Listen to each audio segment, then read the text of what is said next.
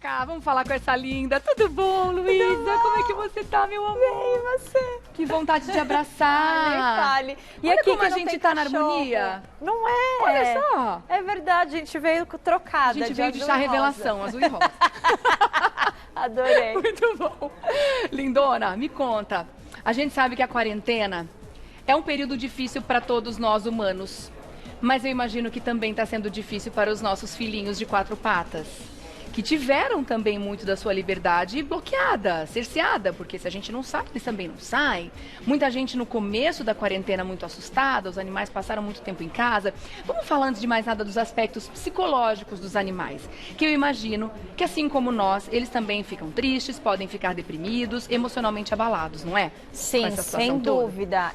Como a nossa rotina mudou e a gente acabou ficando também muito em casa, isso fez com que eles também ficassem muito em casa. Eles mudassem a rotina drasticamente. Então, um dia eles passeavam às vezes 2, 3 vezes por dia, iam para a creche e de repente do dia para a noite eles passaram o tempo inteiro em casa, às vezes sem atividade, e muitos foram os tutores que me relataram que os seus cachorros estão aprontando mais, estão mais ansiosos, roendo a pata. Então tem muitas coisas que a gente precisa fazer com esses pets dentro de casa para que eles fiquem mais tranquilos, para que eles tenham atividade. Quais são os sintomas que o animal pode apresentar, dentre tantos que eu imagino que são muitos? Quais são os mais comuns para que os tutores fiquem mais ligados nessa mudança de comportamento?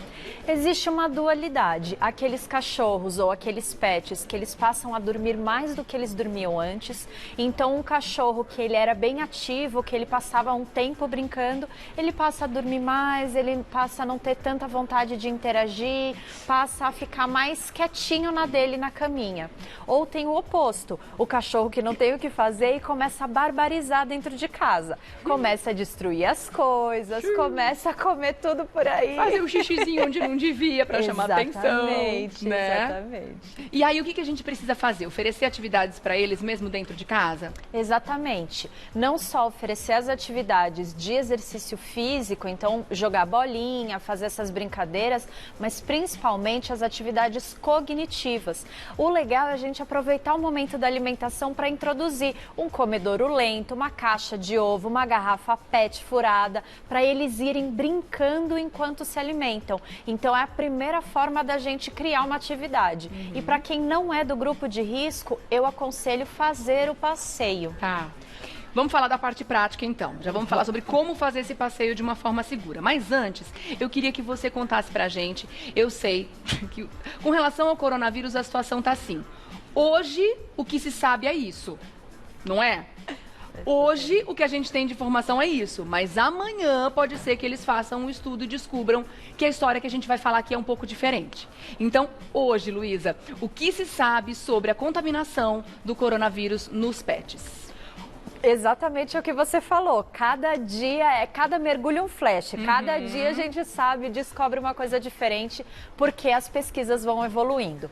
Então, o que a gente sabe hoje? Que os felinos, eles têm uma facilidade de contrair esse vírus e apresentar alguns sintomas. Porém, eles precisam de uma altíssima carga viral. Tá. Então, não é simplesmente, estou em casa com meu tutor doente. Eles precisam de uma alta carga viral e eles podem apresentar alguns sintomas. Então, para ficar doente, eles precisam ter uma carga viral muito grande para desenvolver Covid. Exato. Mas eles são hospedeiros do corona. Eles precisam ter uma doença pré-existente. Tá. Então, qual é a crítica que se faz a esse estudo? Não se sabe exatamente se foi a doença pré-existente que facilitou os sintomas do coronavírus ou se ele já tinha alguma coisa que então, ou se foi o próprio coronavírus que veio e criou esses sintomas. Os estudos têm que avançar muito ainda, Tem que avançar muito, porque a grande questão é, o cachorro e o gato, eles estão expostos no ambiente e daí então eles acabam inalando ou se alimentando ou lambendo o próprio pelo, que o vírus, ao tutor espirrar, por exemplo, veio até seu pelo. E daí quando é feita aquela análise com o suave, com aquele cotonete, tanto na cavidade oral quanto na cavidade nasal, vai ter presença de vírus, mas isso não quer dizer que eles estão contaminados. Entendi. Isso e nem que estão contaminando.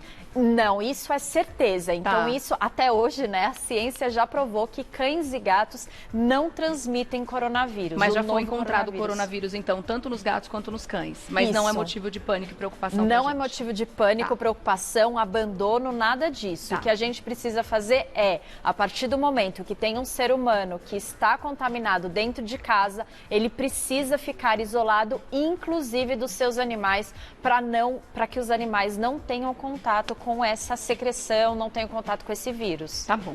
Vamos falar então sobre como passear. Você disse que a pessoa não sendo do grupo de risco, é super recomendado que ela saia, tomando todos os cuidados, álcool gel, máscara, lá, que a gente já conhece. Agora, os cuidados com o animal. Como tornar esse passeio tranquilo e não motivo de estresse? A primeira dica é fazer passeios em horários alternativos. Quando a gente vai para a rua em horários que tem muito movimento, aí a gente pode facilitar alguém. É o mesmo motivo que eu não posso trazer cachorro aqui ainda, Sim. porque não tem como, né, a gente não querer pegar, apertar, fazer um carinho. Então, os cachorros, eles não transmitem, mas eles são carreadores, como uma maçaneta, como uma almofada. Então, por isso, o ideal é que a gente passeie em horários alternativos, que tenha menos gente na rua, para que as pessoas não passem a mão nesse cachorro. Tá. E a gente avisar, se por acaso tiver uma criança ou alguma outra pessoa que queira passar a mão, falar, olha, desculpa, mas melhor não. E daí a gente voltando para casa é que é o maior cuidado na hora da asepsia desse animal. Tá. Como é que ela tem que ser feita, essa asepsia? O ideal é que sejam utilizados produtos que não façam mal ao animal, mas que também protejam e retirem qualquer possibilidade de vírus. Então, hoje já existe um álcool gel específico para cachorro, específico para pets, na verdade, que pode ser passado na pata. Mas também tem os lenços umedecidos específicos para animais e também os banhos a seco. Tá. Então, o A ideal banho seco ajuda? Dependendo da marca, sim. O Tá. importante é a gente olhar no rótulo para ver se ele mata o coronavírus ou não. Ele vai estar escrito isso ou vai estar escrito o nome de uma substância específica que mata o corona? Normalmente, eles já estão colocando agora que mata tá. a corona. Então, Tá. é importante a gente prestar atenção nisso. E é importante falar também que os produtos para humanos não são recomendados para os pets. Perfeito. Muitas pessoas estavam passando o álcool gel humano nos pets e não pode. Eles vão lamber, depois eles podem ficar intoxicados. E não adianta passar com eles com a patinha naquele carpete que a gente tem hoje com água sanitária ou com algum tipo de desinfetante. Não pode, agressivo porque pra depois eles, eles vão lamber e eles podem se intoxicar. Então, a única coisa que a gente passa são produtos específicos para pets. Que pode ser também agressivo para a pele, para as almofadinhas da patinha, causar um ressecamento, trazer alguma alergia também. Esses produtos de humanos nos animais pode machucar? Sem dúvida, a gente pode causar sim um problema de pele por conta do uso desses produtos. E algumas pessoas estavam utilizando os desinfetantes para pets diluído na pata do cachorro e também não pode. Tem a questão do aroma também, que é super importante a gente ressaltar, porque os animais, eles tendo o focinho, o narizinho deles muito sensível, só de eu limpar a compra quando eu chego em casa, que momento gostoso, né? A gente chega em casa, aquele monte de compra, bota tudo no chão, joga álcool em tudo.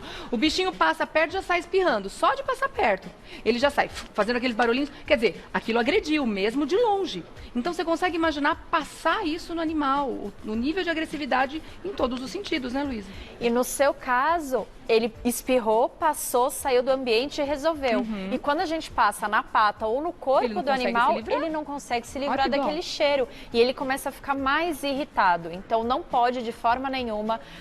Os cachorros e os gatos, eles têm uma sensibilidade olfativa muito maior do que a nossa. Então, é muito importante a gente levar isso em consideração e de forma nenhuma passar esses produtos nos animais. Para o cachorro que passeia bastante, aumentar a frequência do banho é bom ou pode trazer consequências ruins também? Não há necessidade. A partir do momento que a gente utiliza esse tipo de produto específico para pet, não há necessidade de aumentar a frequência do banho.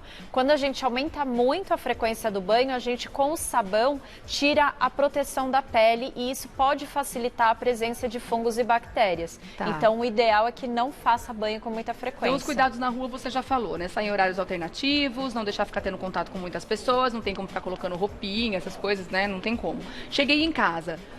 tendo produto específico, obviamente, quais são as áreas mais importantes para limpar ou tem que fazer a asepsia geral do pelo também?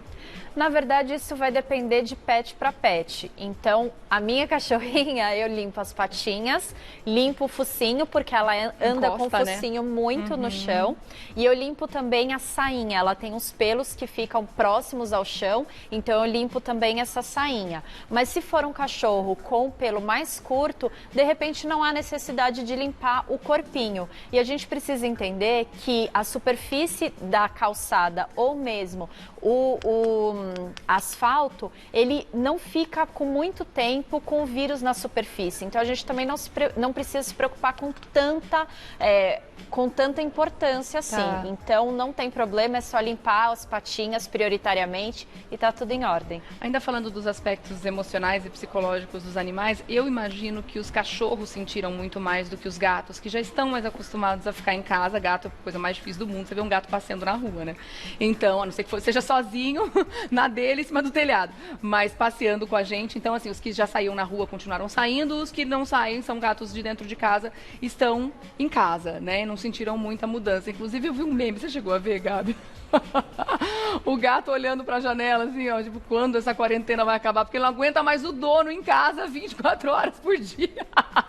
Gente, eu achei maravilhoso esse meme, porque o gato tá acostumado a ter o momento dele, e de repente a casa virou, pelo menos a minha, quase que 24 horas ligada no 220, né? Que ninguém mais vai pra escola, no trabalho foi em casa. Então eu imagino que os cachorros, nesse caso, a gente precisa atentar mais para as questões emocionais, né? Sim, mas isso que você falou sobre os gatos é absolutamente verdade. Então os gatos, eles tinham um momento da soneca, sim, onde ninguém ficava ali atormentando. Então a gente indica que o ideal é deixar um cômodo onde o gato ele possa ir lá sem ser perturbado. Então na minha casa eu tenho um quarto que tem o horário que eu não posso entrar no quarto porque os gatos estão lá dormindo tranquilamente sem ninguém ficar infernizando, ficar atrapalhando a soneca deles, porque senão eles também ficam mais irritados. Legal, olha só, bastante comentário já chegando aqui.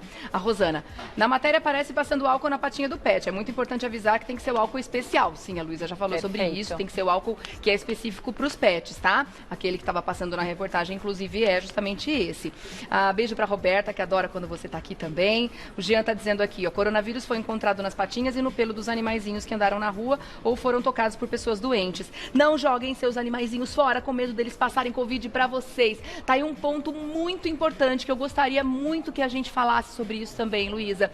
A gente percebeu, e as ONGs estão dizendo isso, o que é um dos boas consequências, podemos dizer assim, desse período da quarentena, que é o número de adoções ter aumentado muito, né?